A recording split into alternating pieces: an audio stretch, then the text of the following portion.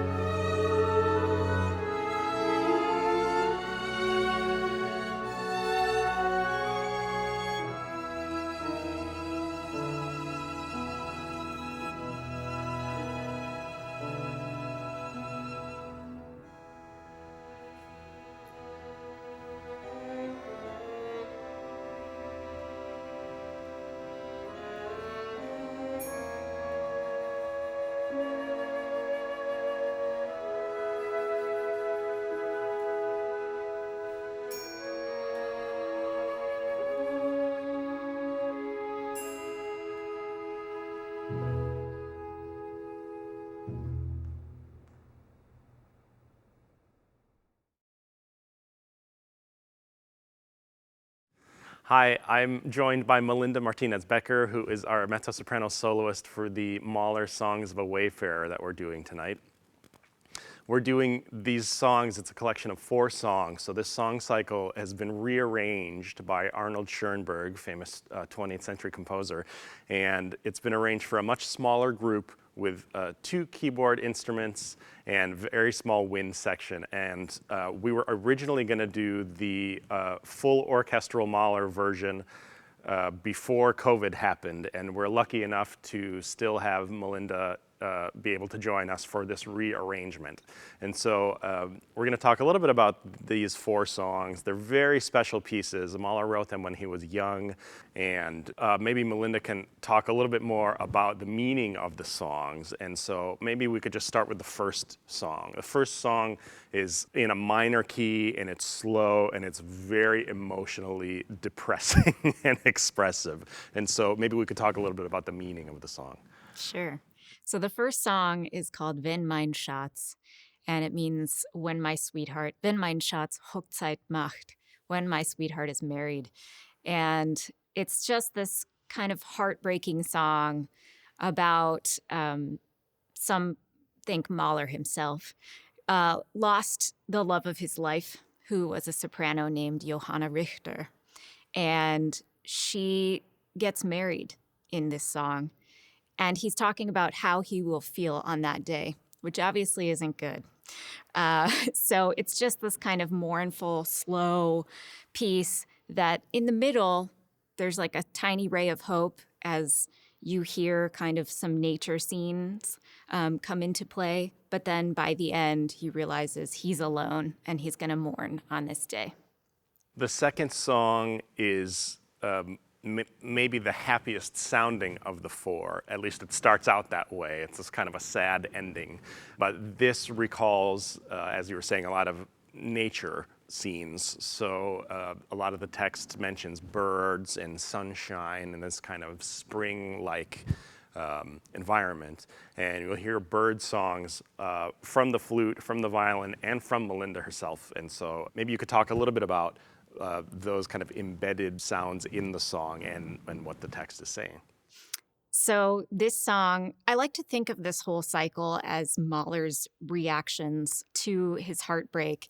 And I think that I can see a lot of stages of grief in this. So for this song, I see the denial stage where Mahler sort of just talks about how hopeful everything is and how beautiful the world is. And you hear birds chirping. You hear it in the flute, in the woodwind section. And then you also hear it in the text. You hear tsikut, tsikut, chirp, chirp. So he's kind of traipsing along in the field and thinking just how wonderful the world is, all the while knowing that his heartbreak is there. But he's remembering all the good times, I think, in his relationship. And so this is really what that piece is. And I remember you saying when we were talking at some point about the score, how there's a moment where you feel as though there's this kind of childlike young boy walking through the fields exclaiming, you sing hi-ya, and you're thinking just kind of kicking along Yeah. in his lederhosen Yeah. through the Alps. I feel like Hansel, you know, like in Hansel and Gretel, like just I'm on top of the world and I'm picking berries and I'm just loving nature. But then at the end of the song, we hear the sorrow come back in and he says, well, everything's happy, the world is beautiful, but where's my happiness? I'll never experience it. Yeah, the flowers will never bloom for me, he says. Classic Mahler. Yeah, emo. The third song kind of transforms into, I love how you were talking about different stages of grief. And so the third song for you, how do you picture that? Which stage is that? That stage, there's some bitterness, there's some anger, but also just like the deep pain is really recognized. And you can hear it there. Ich habe ein glühend Messer. I have a shiny knife. And This knife is referred to in the orchestral parts. You can hear it gleaming kind of in the string parts. You can hear in the text just constant references to, oh, whoa, it cuts so deeply. That happens over and over. And so this knife that has pierced his heart just it really has killed his spirit. You can hear it in this song. And this song to me is maybe the most dramatic, operatic of the four songs, certainly, and even some of most operatic in Mahler's writing. He never wrote any operas, but he wrote an enormous amount of orchestral music and many orchestral pieces with voice. So this is one of those examples where he kind of brings in his experience as an opera conductor. That was his main thing throughout his life, is conducting operas. So he brings some of that knowledge and experience into these songs, even as a young composer. Absolutely, and I could even hear somebody adding some electric guitar. I refer to it as like the Metallica version of Mahler. That's right, yeah. Next year, Metallica and the Ukiah Symphony. Yeah. Perfect. We'll have you back for that. Okay. Fourth song. Could you talk a little bit about the fourth song, the kind of closer of the song cycle? So this one, I think, is really fitting. It closes with an image, die zwei blauen Augen, the two eyes of my beloved. And those two blue eyes were of the soprano, we presume, Johanna Richter. And basically, the image of her eyes stays with him no matter what he does, even when he's trying to sleep. And so we hear sort of this almost like funeral-like march as the song begins. He manages to find some peace after all of this tumult and all of this conflict within himself and all of his misery. He finds himself beneath a linden tree, and this linden tree brings him a lot of peace. He feels the flowers of the linden tree fall on him, and he thinks, finally, I can rest. Finally, I can close my eyes and all will be well. And then he closes his eyes, and at the very end, you hear that kind of funeral march again that recalls the beginning of the song that talks about her eyes. So we can presume he closes his eyes and tries to sleep, but what does he see? Her eyes. Yeah, and in the orchestral writing, there's a real conflict written in between this funeral march, which starts out in a minor key, and it'll very quickly shift into a major and then back into minor. A little bit into the major and then back into minor. And he's always being pulled back. And it's almost, again, like this fighting against the end. And then it just keeps bringing him back. And at the very end of the song, it's very stark, it's very sparse, and even the funeral march itself just kind of dies down. So I think there are kind of layers of meaning there to the end of the cycle. Absolutely. Yeah. And it's heartbreaking. You know, every part of this cycle is so emotional. And the ending just, you know, it's like you feel your own heart pouring out, because all of us have been there. If we lived to the age of maybe 25, we've all been there. Yeah. So yeah, as Mahler was when he wrote this. Right. Thank you very much for joining me here. This has been a lot of fun to talk about the piece. I hope you've enjoyed hearing from Melinda Martinez Becker, who is the mezzo-soprano soloist for the Mahler songs of a Wayfarer. Thank you so much.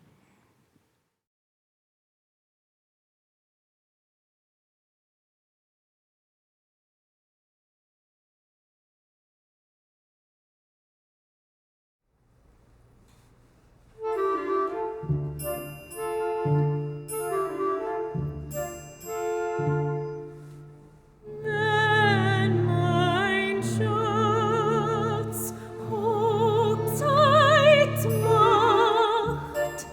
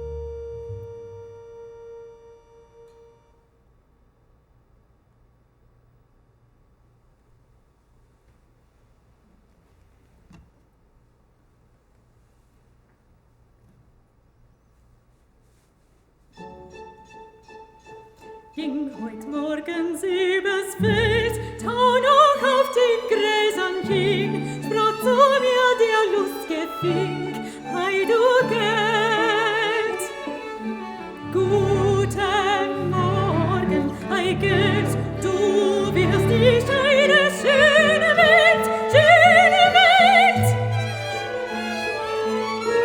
Zink, zink, schön und flink, wie mir doch die Welt gefällt.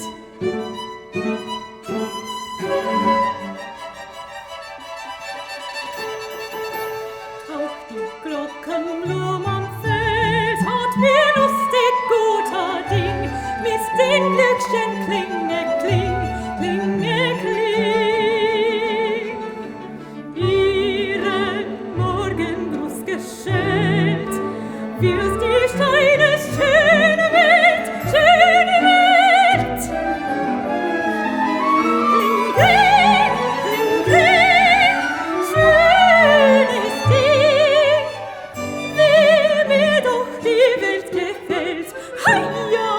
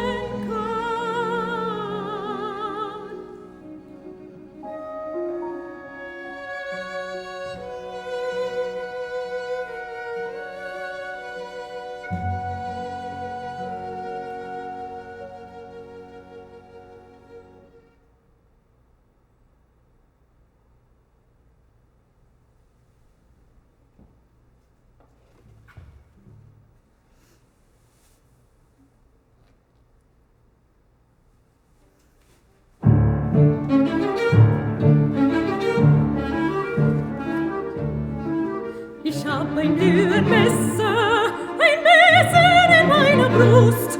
Oh weh, das schneit so tief. Jeder Freund und jede Lust, so tief, so tief. Ach, was ist das für ein böser Gast? Ach, was ist das für ein böser Gast? Nimmer hält der Rohr, nimmer hält der Rost. Nicht bei Tag, nur wenn wenig schlief. Oh weh, oh weh.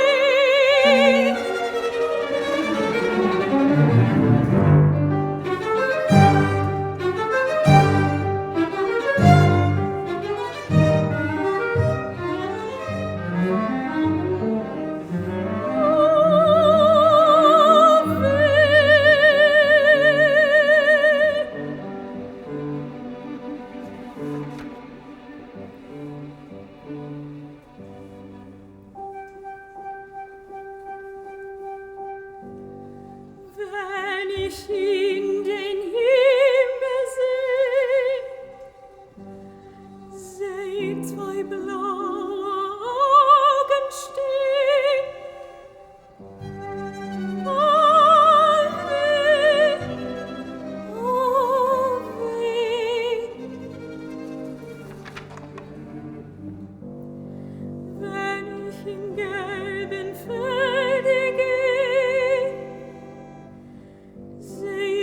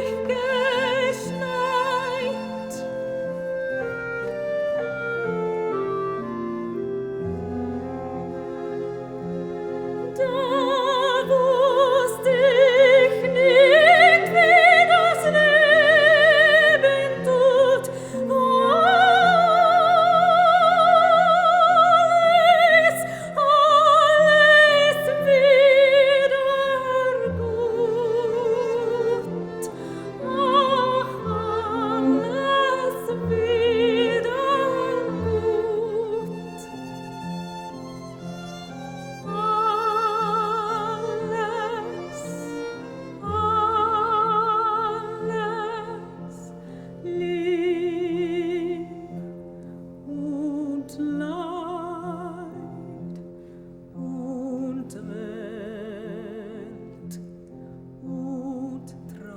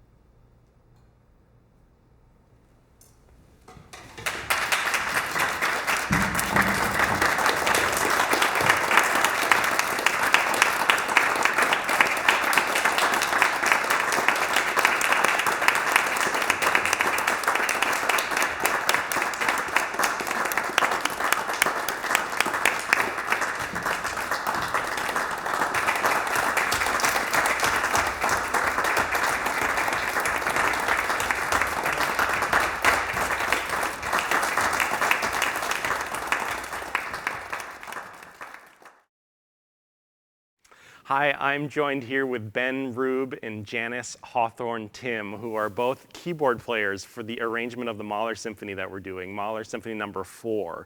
This is normally a larger orchestral piece, but we have an arrangement here done by Arnold Schoenberg for a much smaller group. And one of the ways he gets around this much smaller group by replacing a lot of the brass and the woodwind instruments is to write them for 2 keyboard instruments, 1 piano and 1 harmonium.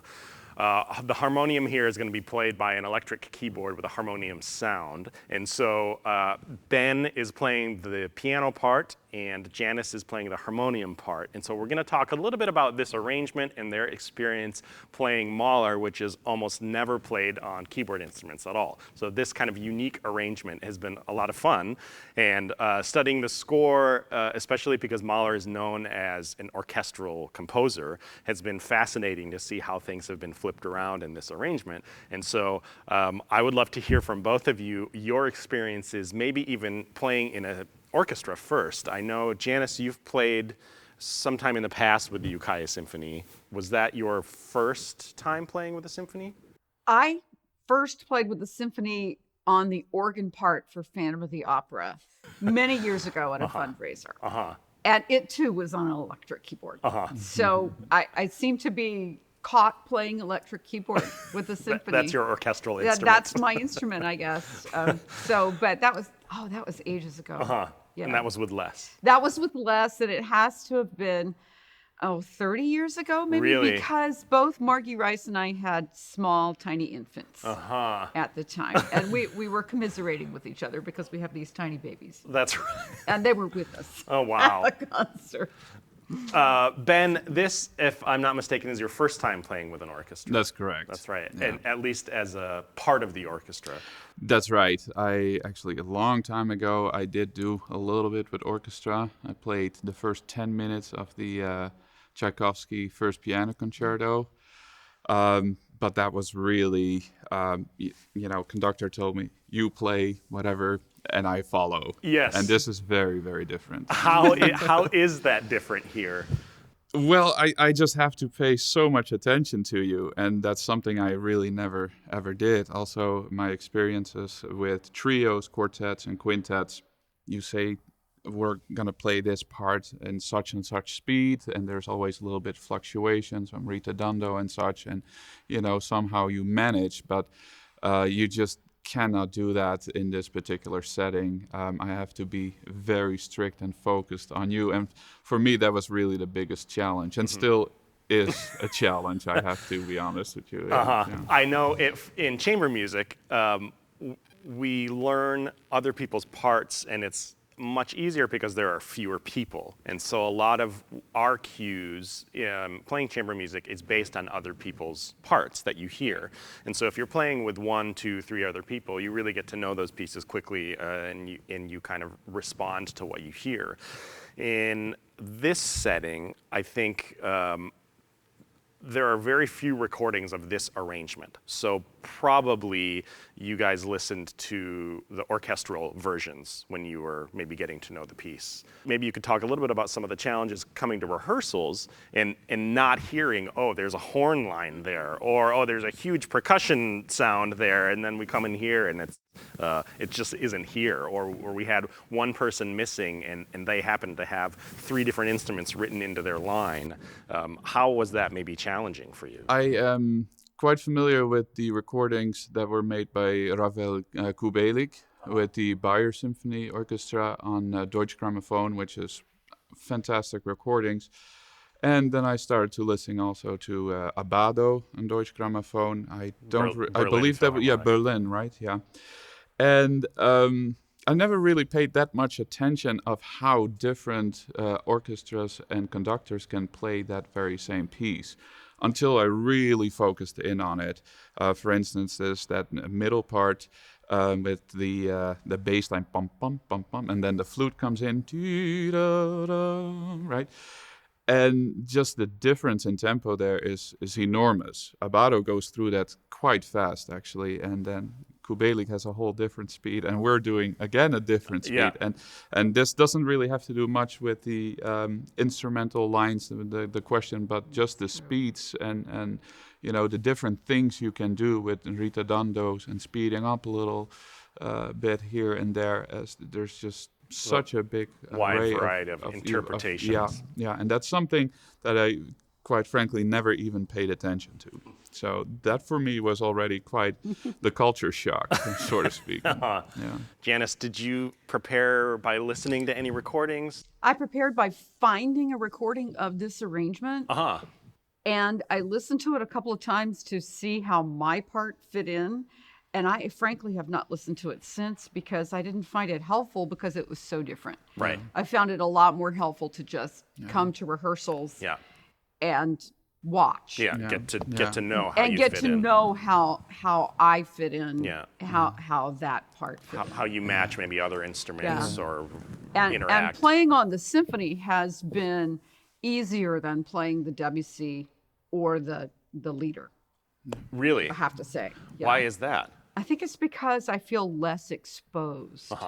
Less like, okay, if I goof or if I miscount after my long 15-bar rest, as long as I'm not crashingly coming in on a quiet part, it's not nearly as mistakes are not nearly as noticeable. And you are easy to follow because it's easy to follow the breath. And so I found the symphony to be much more like accompanying. Yet the Debussy and the leader to be more like playing my own exposed instrument in the symphony. Like I'm one of 12 instruments and that's it. Yeah, my part's not there, it's not there. The symphony is dense. There are so many layers of things going on at any given time. Yeah, and if it comes to the different instruments that we're kind of mimicking, for me, it was quite difficult to be like, well, now I'm going to play like a French horn. Now I'm going to be part of the orchestra. Now I'm going to try to mimic a double bass or trumpet. Right. Because you can't. I mean, piano is piano. But of course, you do your best. And but you do kind of keep that in mind, at least. And I remember we had talked a little bit about, maybe just before a rehearsal, the difference between playing the piano part for this symphony as a pianist would, as if it were a piano part, as opposed to playing it as if you were playing a French horn line. So it's its own separate line. So the way you kind of taper a phrase is different. The way you fit into the music is different. Yeah, that's right. And you try to play with that a little bit. Like if that's a horn line or so, or trumpet, then you make it sound a little bit more aggressive. But again, there's only so much you can do. But nevertheless, I think if you compare this particular transcription for, what are we, 20 members or so, 18, 20, whatever, and that versus like a 60-piece orchestra or so, it's actually really awesome that Yeah. you can still do this. Yeah. It's really cool. It's true because it does feel like chamber music. It's, does. It's Yeah. still intimate for Yeah. us. Right. We're communicating and we can hear everything, Yeah. and we're all kind of sitting close together, Yeah. COVID apart, but close together on stage. And I should say that the arrangements of the Debussy Prelude to the Afternoon of a Faun, the Mahler Songs of a Wayfarer, and the Mahler Symphony No. 4 all call for single strings on a part. So one first Wow. violin, one second, one viola, one cello, and one bass. And we happened to double the string parts because we just wanted to include as much of the Ukiah Symphony as we could as we're kind of coming back from COVID. And so though we weren't able to do the whole group, we were still able to bring in enough to make it feel like an orchestra, because I think doubling the strings really makes it feel It much does. more like Yeah. an It's orchestra. like a chamber orchestra. Yes. It sounds Not like cooler. a quartet. Yeah, Yeah. that's right. Not like That's a string right. quartet. So that kind of hybrid-y chamber, and like you said, a chamber orchestra. I think it's fitting. Any other comments or experiences that you had while we started here? I know it's fascinating to have keyboard instruments playing inside of the orchestra, especially something like a harmonium, which is so unusual. Yes. People might not really know what a harmonium is. Would you That's- like to? I think of a harmonium as like a type of my great grandmother's pump organ. Yes. So where you're putting the air in with your feet Yes. into the bellows, and then the air goes through the reed to make the sound, and that's like an accordion as Right. well. So an accordion's like a sideways Yeah. pump organ. That's right. So, and harmoniums were really popular because they were affordable, Exactly. and they were more affordable than a piano, and they were small, and so ordinary people could have one and still make music in Yeah. their house. And you can change the colors like Right. you would with an organ. Right, You have you little can. stops that you can pull Yeah, in and you out. can make it louder octaves. I got to know a harmonium as an instrument when I learned about Indian music. Yes. Because harmoniums are very common, and you're sitting on the floor, and you kind of Right. you have it this way, so the keyboard you play like this, but you're pulling and pushing the accordion kind of right. air pocket like this. Did you know they were banned for a No. while until 1971, and now Really? they've been re-embraced as part of traditional Indian music. Interesting. I had Don't no know why idea. I know that. No idea. That's well. They were banned because they were colonial, I see. because that's where they had come from. Right. And Right. but then they became such a part of Indian music that, Yeah. the musicians were like, no, we want this. Huh, that's fascinating. A wealth of information. So we're so lucky to have Ben and Janice playing with us keyboard instruments on the Mahler Symphony No. 4, and I hope you have enjoyed hearing from them, and I'm really looking forward to the performance of the symphony. Thanks so much for joining us.